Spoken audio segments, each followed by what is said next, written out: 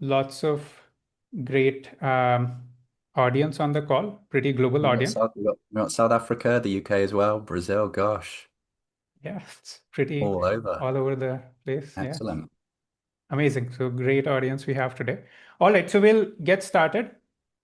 Let me jump right into it.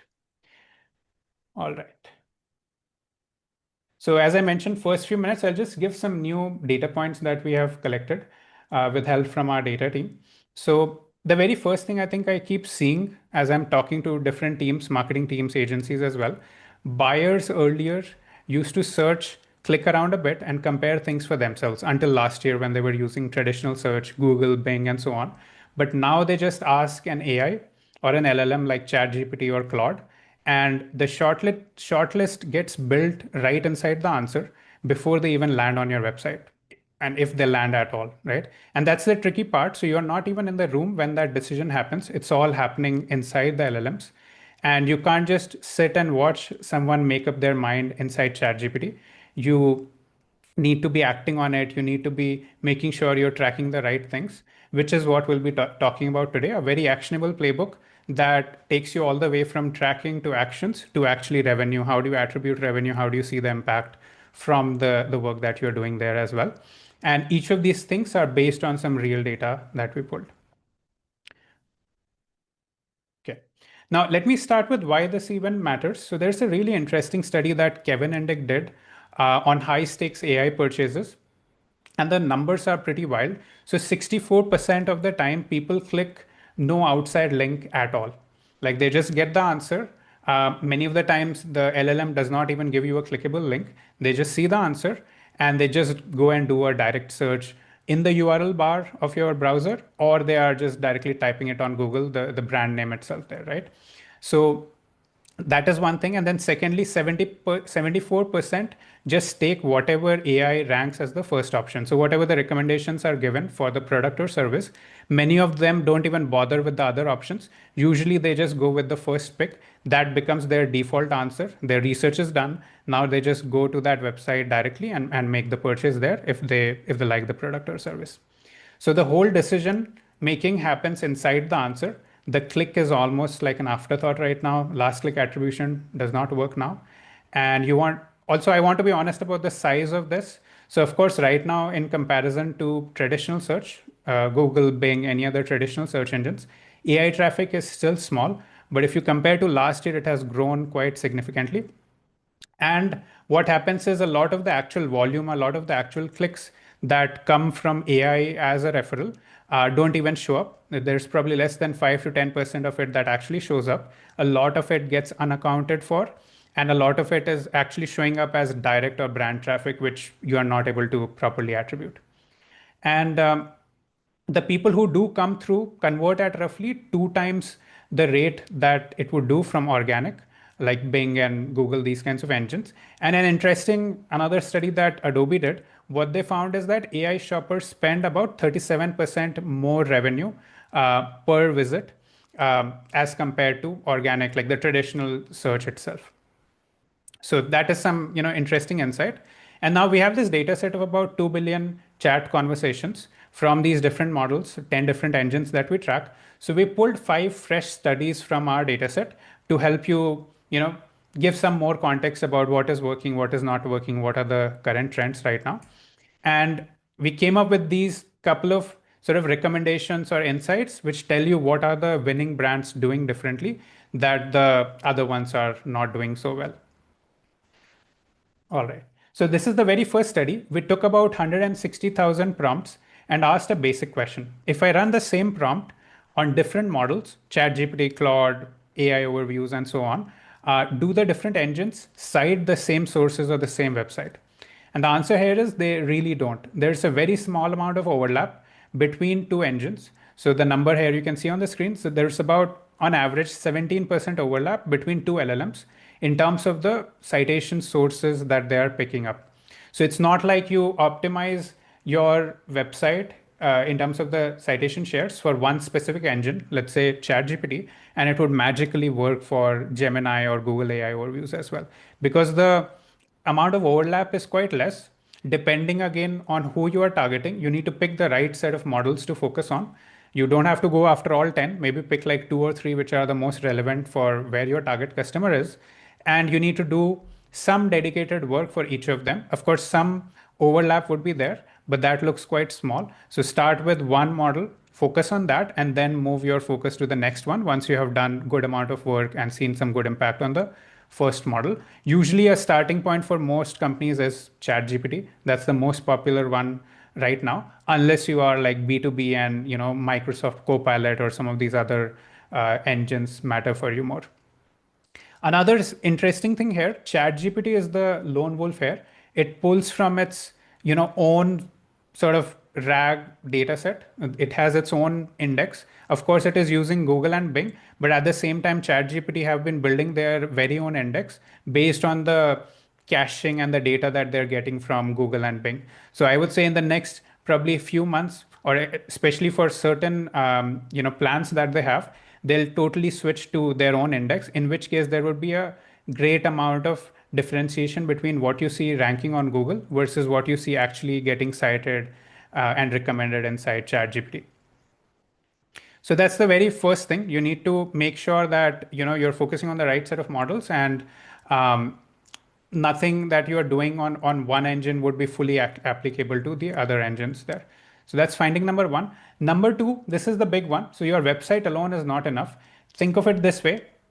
Your own site is basically you talking about yourself at a party, and AI trusts what everyone else in the room is talking about you a lot more than what you talk about, yourself.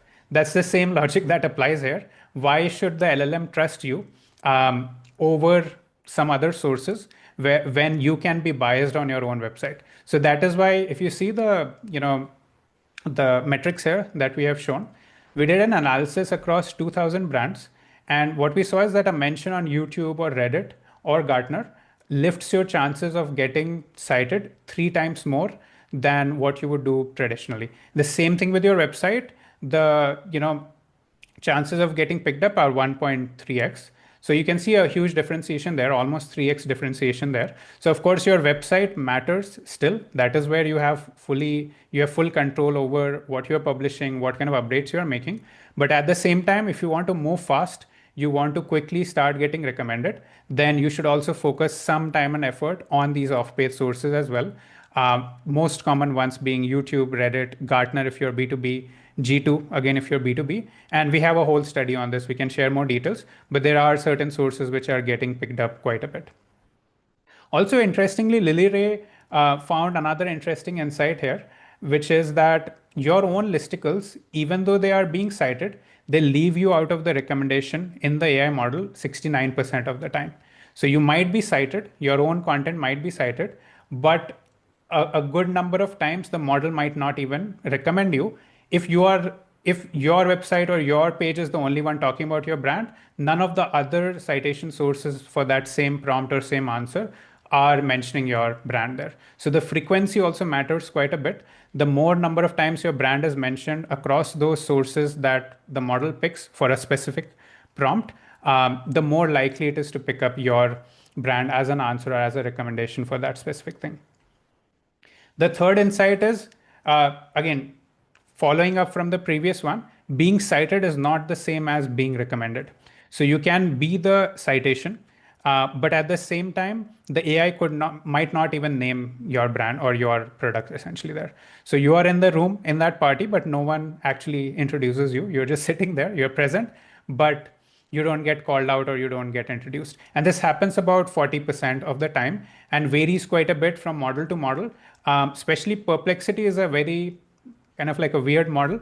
It can cite you, it can use your content as a source, but it might not, like in 52% of the cases, it won't actually even recommend your brand name as an answer to whatever query the user asks there. And this varies from model to model, as you can see here. AI overviews, 41% of the time, it might not mention your brand name, ChatGPT 37%. And then the lowest one here is Copilot. So usually if Copilot is citing your pages, most likely it is possible that it would also recommend your brand name as a recommendation there. Fourth insight here is the game changes quite a bit. If you know, model updates are happening quite a bit. Claude has been releasing a bunch of models, Fable 5 and Opus, Sonnet 5 just came, I think, last week. At the same time, ChatGPT is also doing the same. So I think in the last 2 months that we have been tracking, they went from like GPT 5.2 to 5.3, 5.4, 5.5, and now 5.6 also was released about a week or two back, which I think it's not available yet.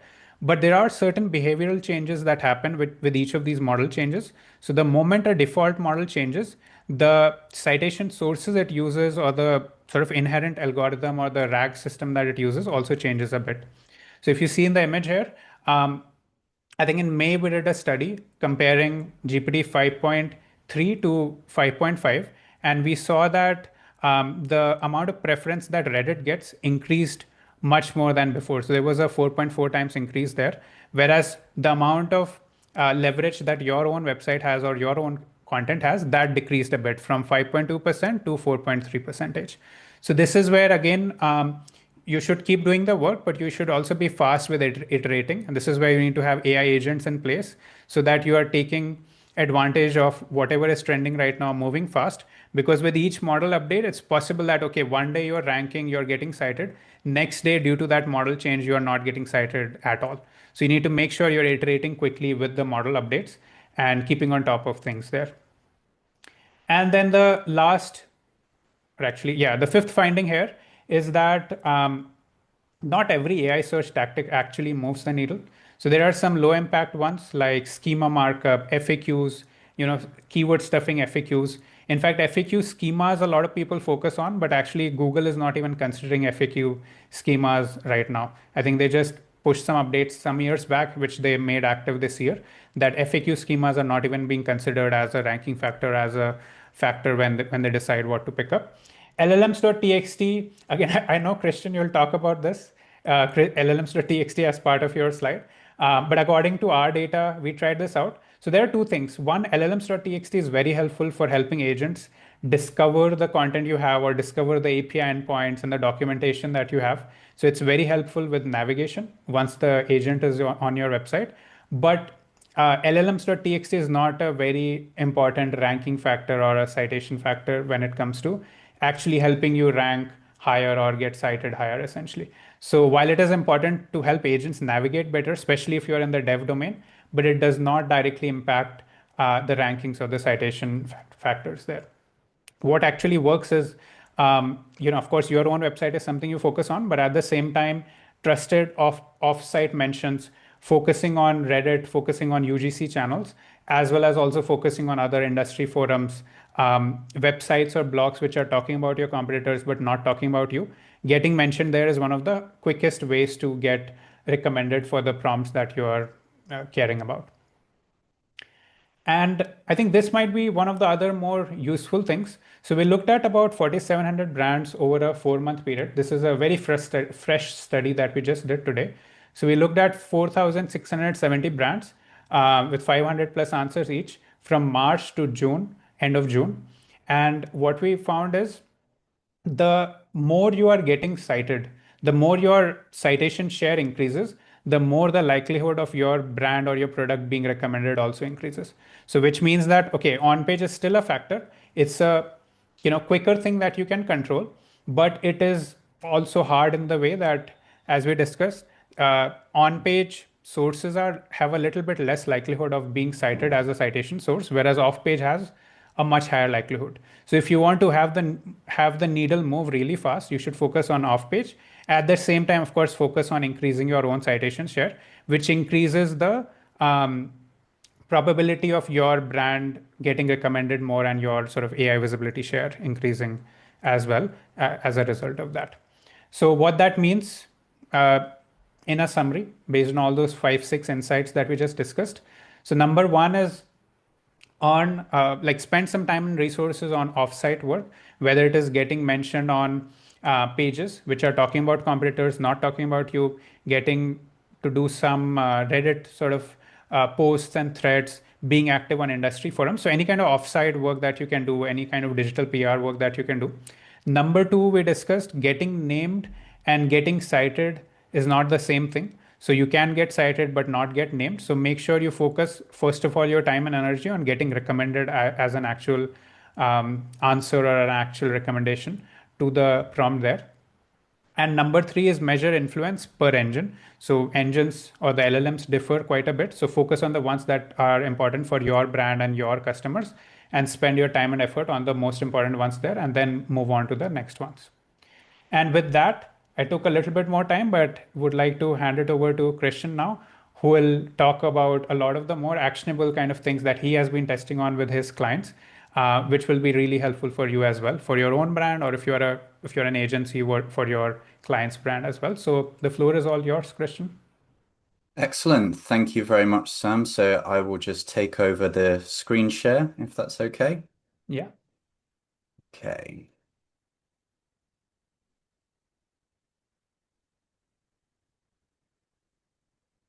Okay. Sam, can you see my screen okay?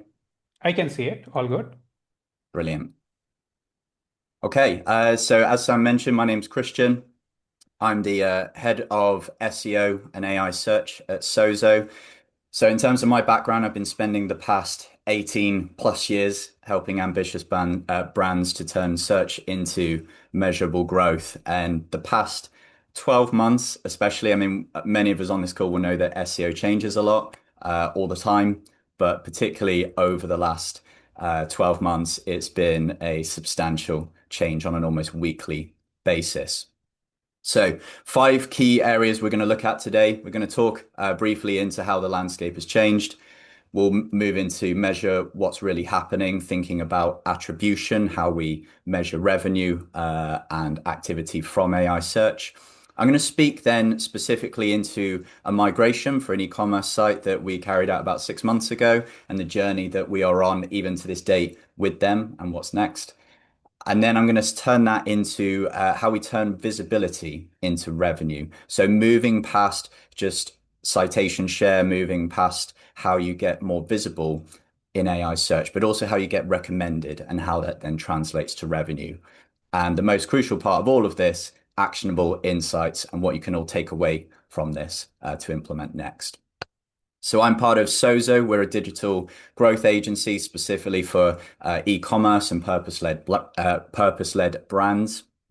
So we work with around 60 plus brands, and over the last 12 months, been a significant journey for us as well as the brands that we work with in terms of AI search. And we've been working with brands on their AI search across e-com and a number of different industries.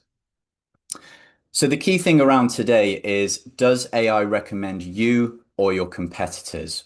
And the commercial question, what we spent a lot of the last 12 months working with brands on is, how do we move beyond just ranking and visibility, but actually being the recommended brand in AI search?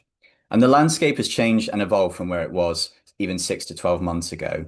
So search isn't changing, it has changed. We're already at this point now. It's no longer something we're looking ahead to in the future, but users' behavior now has already adapted and evolved and is continuing to do so globally.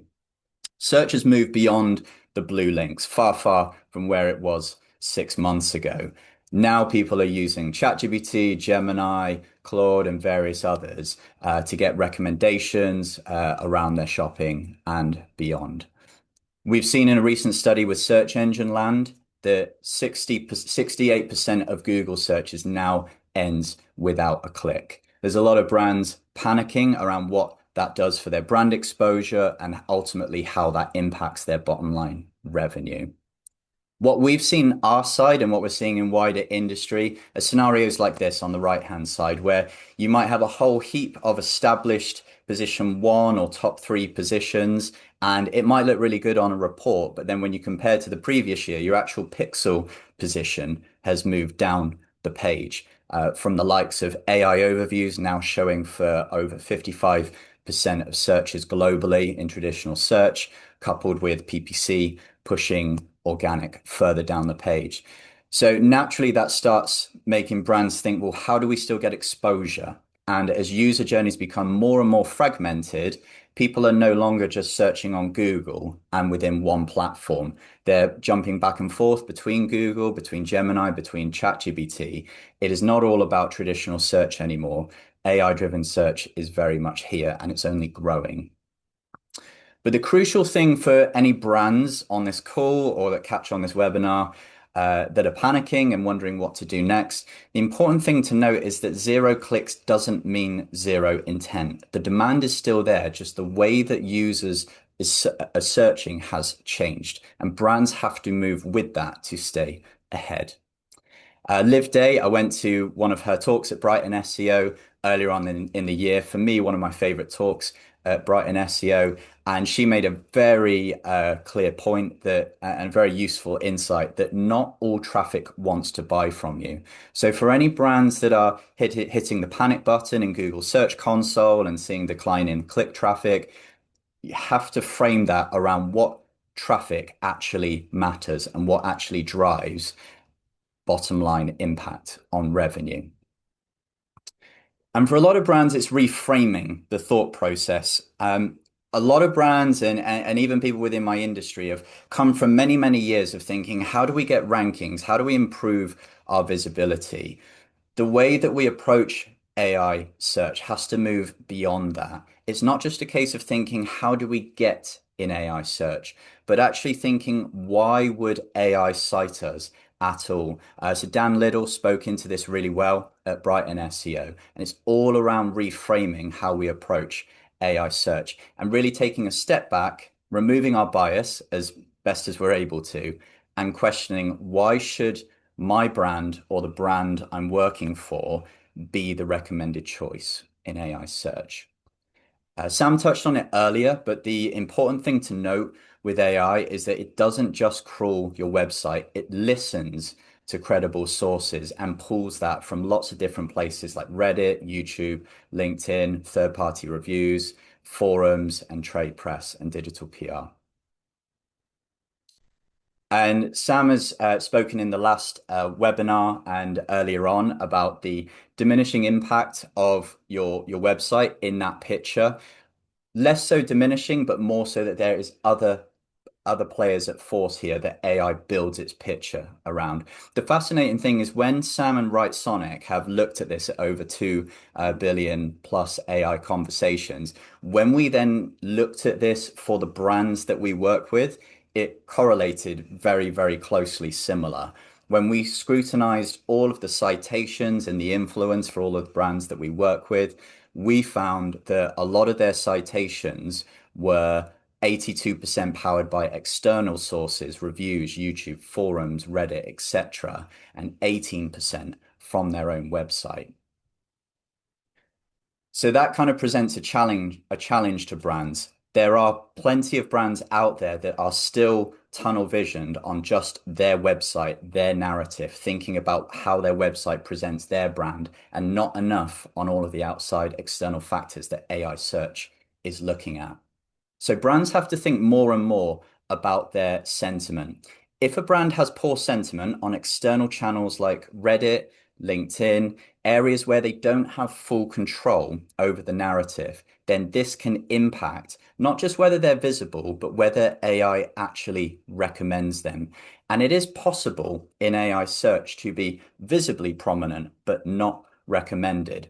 Now, what you'll see on the right-hand side here, these are actual negative sentiment reasonings that with across the brands that we've been working with over the last 12 months, these are just some of the things and the negative sentiment that surfaced for them in the actual data. And this is like a gold mine of insight that brands can leverage through tracking AI search continually over time. For example, point number 1, delivery and fulfillment. It's really easy to get tunnel vision on visibility and rankings and clicks and traffic, and yet your conversion rate could be terrible. Your sales could be falling short of targets. And the mindset of brands could be very much on, oh, we just need more clicks. We just need more visibility. We just need to be position 1 in traditional search. And actually, in the meantime, AI search behind the scenes, little bit known to brands, could be communicating that there's issues with delivery and fulfillment, that there's negative reviews on a brand's Trustpilot page that have gone unanswered and unacknowledged. There could be extra costs that it's picked up on that brands are not being explicit about, or there's been negative PR. None of this is theory. These are all actual things that we've identified when we've first started working with brands on their AI search measurement, and that we have then spoken into with them. And it creates fascinating conversations that brands can then take internally. And so that brings us then on to measuring what's really happening. You can't grow what you can't see. I've mentioned a lot with brands in conversation over the past 12 months about building a before picture. If you don't have a before picture, then when you start actually working on trying to determine and uplift your brand visibility and sentiment in AI search, you don't quite know what it was before and how then it's progressing and what actually works. And so first things first. Now I feel like this is an obvious point, but trust me, over the last 12 months, it's happened. If I go into my ChatGPT right now and I ask them who's the most established or favorite or most prominent search specialist in the entire world, it comes back and it says me. Now, I know that I've not done anywhere near enough among some of the well-known players in our industry globally to sort of earn that accreditation. But if I ask that question within my own LLM, there's bias, there's context, there's extra knowledge about me, and it then returns that.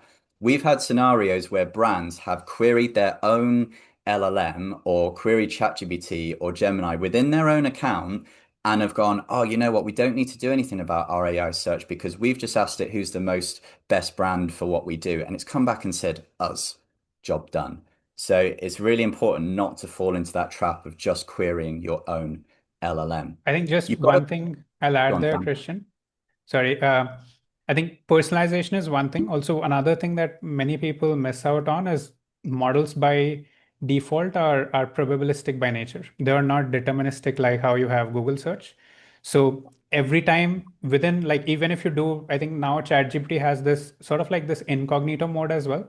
So I think you can go and type in a prompt there. But even there, if you type a prompt 5 times, probably like 2 out of 5 times you'll get, or like 3 out of 5 times you'll get a different response, even if you are in the incognito mode there. And then the other thing here also is the region.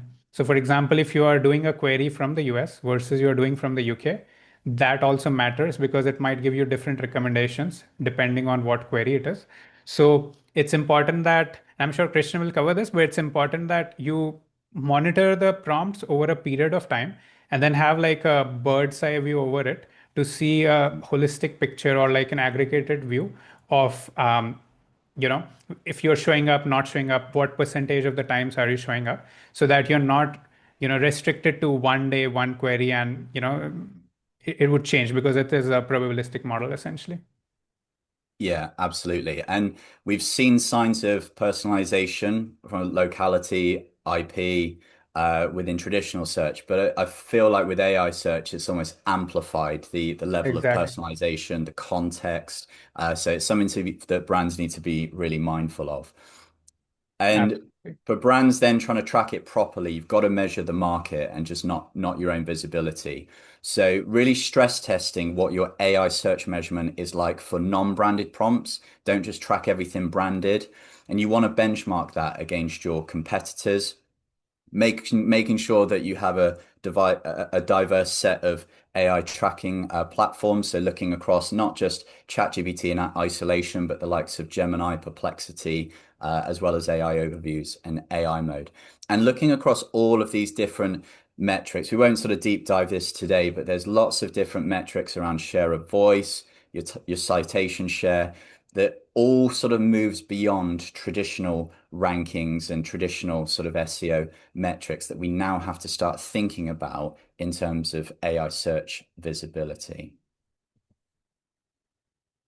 So we sort of got to a point where we started having these conversations with brands at SOZO, and a lot of the brands we started working with, especially 12 months ago, they didn't have a clue what their visibility was like in AI search or even where to begin. And so we had to get really prepared for that. So even before we started to even touch like delivery or working with brands on that. We spent a good 3 to 6 months scrutinizing all of the different tools.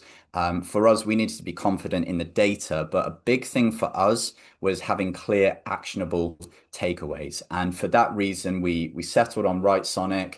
We really stress tested their tool and their team against everything that we were looking for. We dismissed a number of other big players that just didn't quite cut it for us. And Writesonic, then we started that relationship probably about what? Yeah, about 12 months ago, wasn't it now, Sam? Yeah, I think about a year back now. And I think a big highlight for us, you'll see in the bottom right there is the Writesonic Action Center. Again, it enables us with the brands that we work with to go beyond just looking at visibility and then moving forward into actionable change and insight. A big powerful thing in the data is thinking about moving beyond just visibility and showing up, but sentiment. So how do we get chosen? One of the features in Writesonic that we've loved over the last 12 months, especially, is like the keyword cloud. So out of all of the different prompts that you track, branded, non-branded, when you're benchmarking your own brand and scrutinizing against the competition, then particularly, I mean, a typical human nature, we kind of gravitate towards the negatives. This has been really powerful in a lot of the client workshops that we've carried out to date. It helps us identify what are some of the weaknesses in terms of negative sentiment, and we can then drill down into those very specific prompts across which platform, what the prompt was, and we can find out specific down to the prompt what AI is saying. We had a fascinating conversation with one of our clients only yesterday. Newly launched brand, newly launched website, and the website's fantastic. It's very technically sound, but they are presently struggling in AI search. And one of the key things that AI search said about them was that there was limited independent and public review presence. They are still building their reputation across Trustpilot, across Google Business Profile, and other third-party citations. And so, even though there's scenarios of AI search where they are showing up in the early stages of their new website and their brand relaunch, there's not enough third-party citations for AI to be confident enough to recommend them. And that is like the big difference that Sam and I are speaking into here. It's not just about being visible, but AI having enough on-site and off-site that it can latch onto to be confident to recommend your brand. Christian, And one so quick it's, question. go on. Sorry, from the chat. I think it's a relevant question for that slide you had there. So we talked about Reddit, YouTube, I think Trustpilot as well. How much, how much impact do you think Google reviews have over AI search? Do you have any insights on that? Interestingly enough, with Google reviews as a specific citation in AI search, I've not seen that like coming up a lot as a citation quite to the same degree that I've seen the likes of Trustpilot coming in. For a solicitor firm that we work with, we've seen like there's a review solicitors website, and that's come up prominently. So we've seen a lot of third-party review sites coming up that differ by industry, depending on how established they are. Trustpilot, we've seen a lot for sure.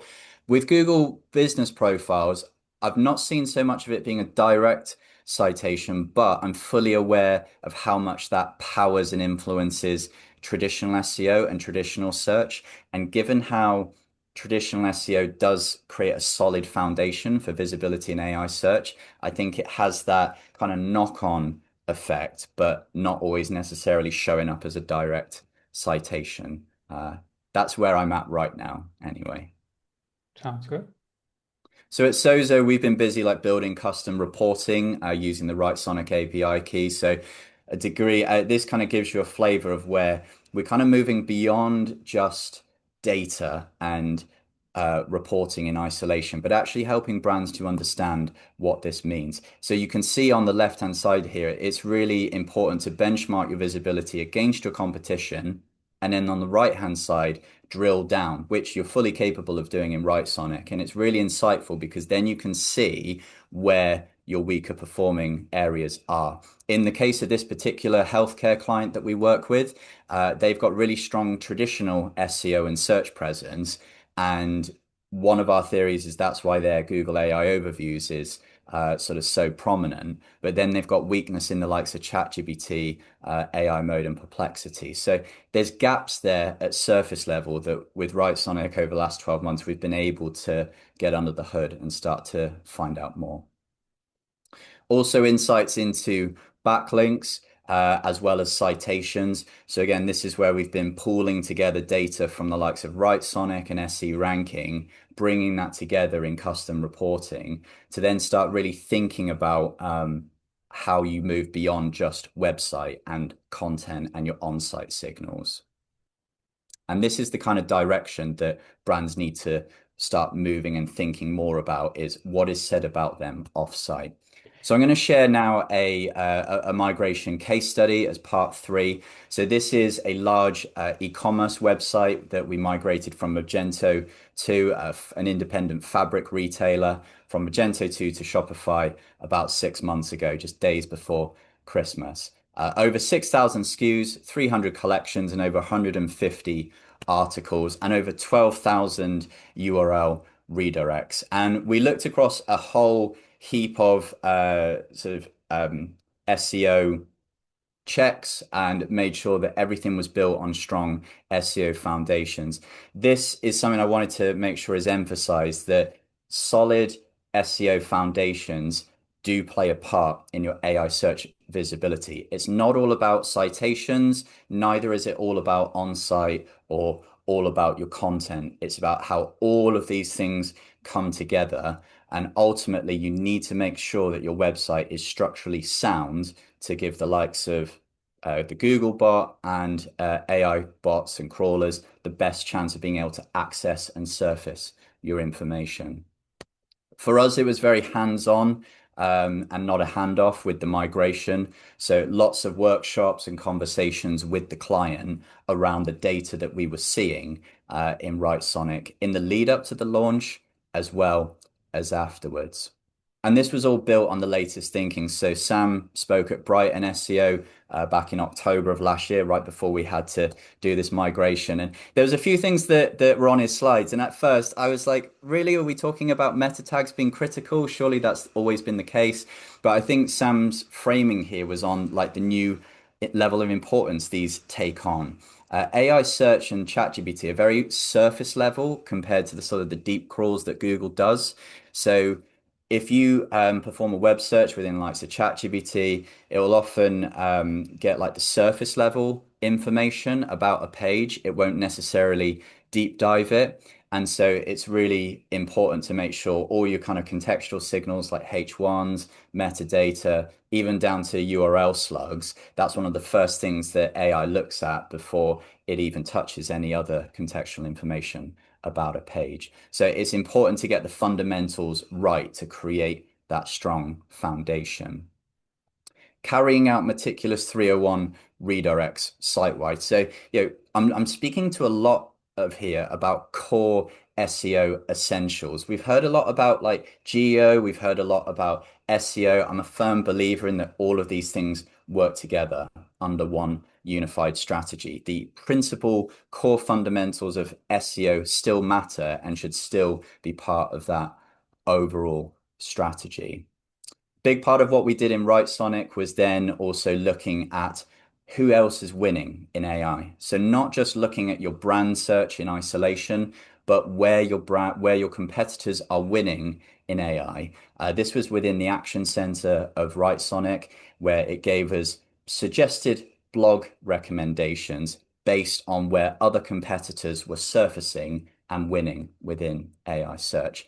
That helped then bring back into our wider content strategy with the client to boost their authority and their informational content across the website. Again, similar principles to SEO, but you're expanding your data set and you're looking across both traditional and AI search-driven signals to influence your overall strategy. So even down to AI being very surface level, so just really scrutinizing URLs, URL slugs, making sure that they're really descriptive of the product. If you've got a product that's got a SKU, a brand, and it's descriptive, for example, sewing machine, it's being really meticulous and explicit in your product URLs so that you do not leave AI search guessing about what the page context is. It wasn't all smooth sailing.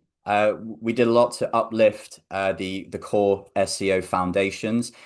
When you sort of migrate a site that has over 6,000 SKUs, there is naturally going to be a dip. And there was quite a shock to the system when we first started tracking it in Google search.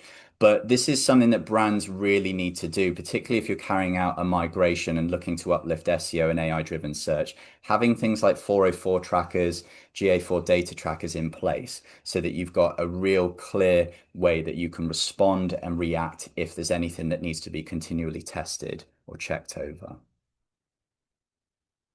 So with this brand and with everything, all the key things that we looked at there, we saw a significant uplift in their AI overview presence, even against a well-known household name brand. Even as an independent fabric retailer, we saw a dramatic uplift with all of those different techniques across particularly AI overviews. And then in terms of their brand sentiment, we scrutinized that as well as their visibility. We looked at everything that is positive as well as negative. And we worked with the brand on determining what that negative sentiment was and where we needed to speak into it in more detail. There were certain references that the brand were making across their metadata and their messaging around up to 90% off. And AI search was surfacing that as potential negative sentiment, questioning if that was actually the case across their core catalog. So long story short of that, through scrutinizing their brand sentiment, speaking with their customer success team around being more attentive to their Trustpilot and their off-site signals as well as on-site signals, we saw over the 3 months, both during the launch and then after it, we saw their brand sentiment start to climb. This is signs an increasing chance of a brand not just being cited, but chosen within AI search. The migration paid off within 30 days. We saw across all of what we targeted, we saw an uplift in Google Gemini visibility, citation share, and all of the different metrics that we were tracking in Writesonic. But then it's not just about vanity metrics. It's not just about visibility metrics. It was then thinking about turning that into revenue. And then what we've seen 6 months after the migration, we've seen not only an uplift in their branded searches versus previous year, but we've seen a 65% increase in their return on SEO investment versus previous year. Even when we exclude the homepage, which is typically what drives a lot of branded traffic, we've seen an even bigger increase there. And this is when all of these efforts for both SEO and AI search, traditional search and AI-driven search come together to drive results. In terms of attribution, attribution is really challenging. Sam touched on it earlier about when you look in Google Analytics. Active users, you may see only a small proportion of those being attributed by GA4 for AI-driven search. But what we're seeing across a lot of the brands that we work with is a significant increase in the conversion rate when people do come from AI-driven search because they're much more informed and ready to convert. Oh gosh, I tell you what, guys, it is baking here in the UK. It's like over 30 degrees C. I feel like I'm in a sauna. So moving on to Google Analytics, one of the key limitations with Google Analytics is that it misses the AI bots. And within Writesonic, with what you can do with Writesonic is you can analyze the amount of bot traffic coming to your site from the likes of ChatGPT, from Perplexity, and other AI platforms. So you can get more of a sense of how often these AI platforms are citing your brand and if you're seeing that uplift in visibility and being recommended. So attribution, it's harder to trace, but it's not impossible to measure. The big issue with attribution and AI search is that AI keeps the buyer inside the answer. It doesn't really want people to leave the ecosystem. ChatGPT doesn't want people jumping off and going to Google search. And that's one of the biggest challenges with getting a full, accurate picture of AI-driven search. We work with a number of clients with premium multi-touch attribution platforms like Wicked Reports. Even in premium attribution tools like Wicked Reports, you can still see a 20% that is untraceable, that is under other. If Google Analytics can't successfully attribute a user, it gets lumped into direct a lot of the time. So no tool, even the paid premium ones, is perfect. One of the things you can do as a brand is monitor your branded activity in Google Search Console. A lot of users now still will eventually make that journey towards Google, towards the end of their user journey, to effectively double check on the brand, look at trust signals, and Google that brand before they commit to final purchase or decision. So looking at your branded search activity, coinciding with any activity or marketing you're doing around SEO and AI search is a really pivotal step to put in place. Let Mer tell you if it's working. So calculate your MER, so your total revenue divided by your total marketing spend, and have that sort of tracked continually so you can see what sort of revenue return you're getting from all of your marketing activity and advertising spend. Don't chase perfect attribution and don't let that stall your growth. Treat every metric as a signal, but you've got to try and build the fullest picture that you can without obsessing over attributing every last bit of traffic. Thinking about this in terms of billboards, not all marketing is fully measurable and attributable. So if you think here about this advert for the World Cup, it's going to be very difficult for crisps to people buying their credit. Zero attribution does not mean zero demand. And so at SOZO and in terms of your own reporting, you have to build a picture, whatever, or out of all of the different data points and touch points that you've got available to you. It's bringing that all together as closely as possible so you can monitor all of the signals to get not a full, complete, accurate picture, but enough confidence that you can move forward and not stall your growth as a result of trying to build a picture perfect view of AI search influence. And so just bringing us into the final step before we then kind of break for Q&A. So what to do next and where to actually start. For me personally, three things I do differently now as a senior search marketer. So focusing a lot more now on reputation and not just rankings. We've spoken a lot about not just being cited, but being chosen. So thinking about brand sentiment has been a significant shift, an additional area over the past 12 months. Workshops, not reports. So actually unpacking the data that you're looking at in AI-driven search, understanding what it means, having that commentary. For us, one of the game changers has been taking all of this data from Writesonic, particularly around negative brand sentiment and positive, and taking that into regular workshops with our clients, helping that reach sales teams and customer service teams. You'll be surprised how much brands and internal teams take notice about this kind of negative brand sentiment when they see that the likes of ChatGPT is picking up on it and it could be negatively impacting conversion rate. And again, looking beyond just your website and looking at the wider picture and all of the offsite signals that influences your brand. So where to actually start?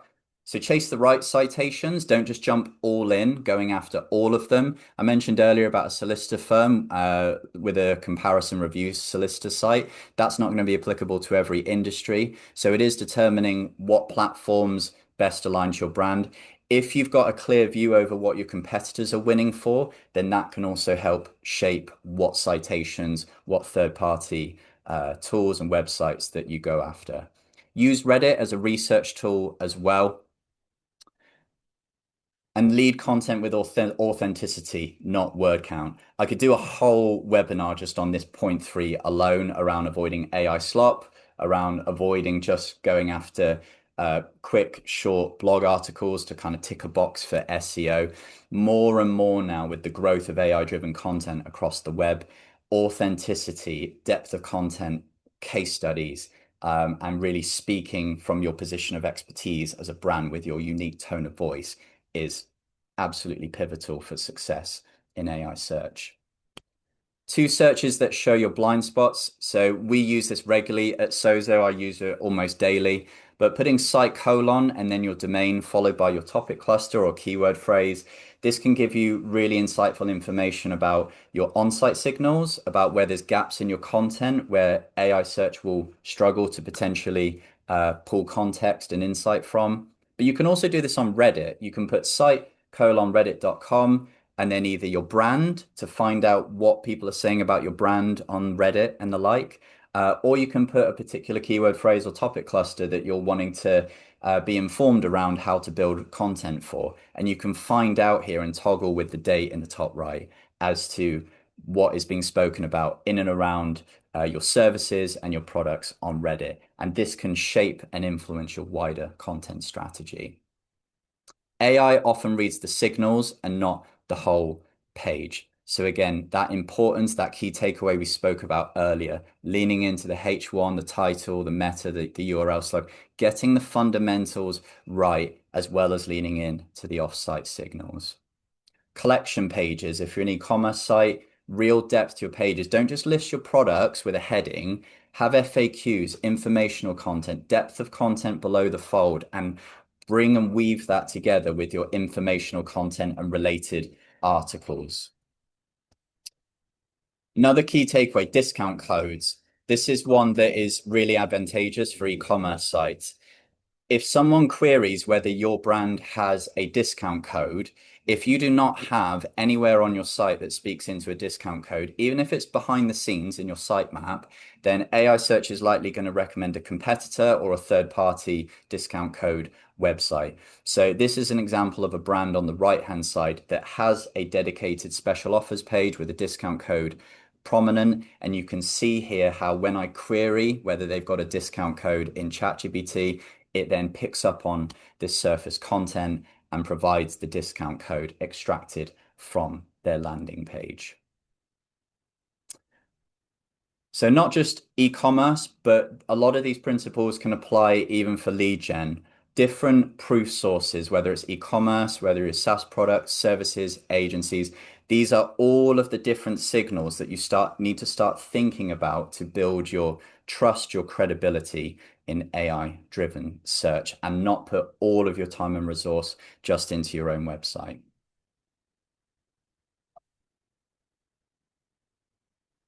So your reputation is built off your website. Audit your off-site channels, YouTube, LinkedIn, Instagram, and forums. Reddit says the quiet part out loud and is regularly cited by AI search. So Reddit is a mountain and you've got to climb it slowly. You can't just jump straight into Reddit. We've had lots of conversations with brands over the last 12 months around just starting small with Reddit. First of all, just starting by listening, engaging, commenting. Don't just jump straight in. This is not about just building links and getting links to your website. You will find all sorts of issues. There's risk of bans. There's risk of negative sentiment. So it's not all about link building. It is about authority building on Reddit. This is an example of where 4 days ago I posted on Reddit from my own personal Reddit, just around supporting local within my own hometown and encouraging people on Reddit to list independents. This received just within a matter of days over 18,000 impressions. If you now Google Cheltenham local independents, it appears within the top two. And this has now created a post on Reddit that is authentic and where independent local businesses in Cheltenham could hop on or customers could hop on and make reference and get a brand mention for that local independent business on Reddit. Using the same as attribute is another key takeaway. A lot of this is more of a technical one. A lot of brands don't realize it, but in the behind the scenes structured data, you can apply what's called a same as structured markup. Effectively, what it does is it signals to search engines that all of these different third-party channels, your LinkedIn, your Reddit, your YouTube channel, are all associated with your brand and with your website. It effectively takes out the guesswork for search engines and gives explicit signaling. Investing in digital PR that earns real trust. Don't buy backlinks. Don't go after low quality citations. This can actually be really harmful for your AI search and your SEO visibility. So we're speaking with a lot of our brands around legitimate, worthwhile, authentic, relevant digital PR. That, if done in the right way, can really help elevate brands' offsite signals and now feeds in positively to AI search visibility. YouTube's a big one, second largest search engine owned by Google, and this appears prominently, particularly in AI overviews. A lot of brands struggle to make a start on YouTube, but there's a lot of opportunity in repurposing your existing video library into YouTube Shorts.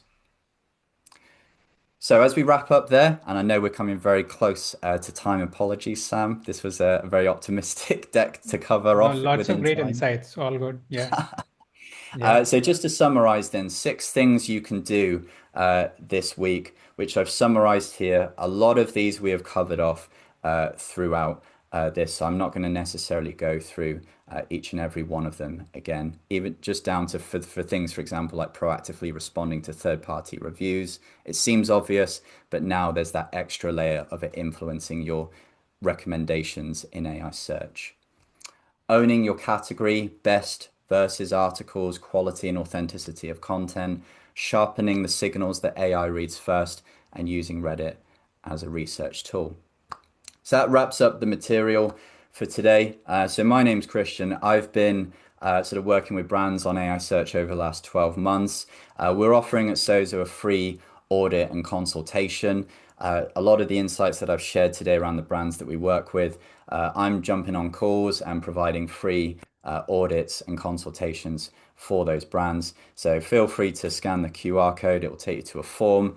And from there, we'll get a date in the diary where I'll give you a snapshot as to your brand's AI search visibility and talk you through that and what next opportunities could look like. And then if people want to stay in touch, I've got a return on search newsletter on LinkedIn that I've just launched. So if you scan that QR code there, I'm updating that every other week with the latest on how to get not just visibility, but return on investment and revenue growth from search. Awesome. I Okay. think we are up on time, but maybe if we can extend like 5 more minutes, questions, we can take up Yeah. like two or three like interesting questions. There are quite a few questions in chat and Q&A, but I think I've shared both your and my LinkedIn profile link so people can ask it later on as well. So let me pick Yeah. a couple of them.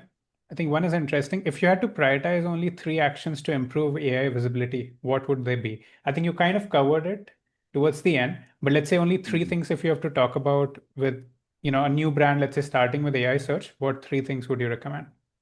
Oh gosh, so there's a lot that I wouldn't do. So we've spoken a lot about offsite signals. So I think now more than ever, you can have an exceptional website with really good content, but be invisible in AI search if you've not got credible offsite signals to couple that with. So all of the things I've mentioned about thinking about your specific industry, and finding out where your competitors are getting authority and trust signals in AI search from. That is definitely one that I would prioritize.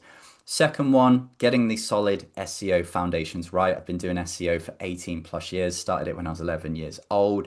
And yeah, all of those things and the latest SEO principles still apply. They're still important, not just for Google, but for AI driven search. So you've got to get those fundamentals right, as well as all the other things that we've talked about. In terms of the third most impactful one, I think aside from like signaling, I think it's on the community side. So whether it's YouTube, whether it's YouTube, whether it's LinkedIn, whether it's Instagram, Pinterest, thinking about where your customers are asking questions and friction points, and not only getting your brand to start being present and speaking to those customers within those spaces, but letting all of those questions and those areas of engagement influence then your content strategy and how you feed back in to your own marketing, both on your website and offsite as well. Those are my three. Awesome. Sounds good.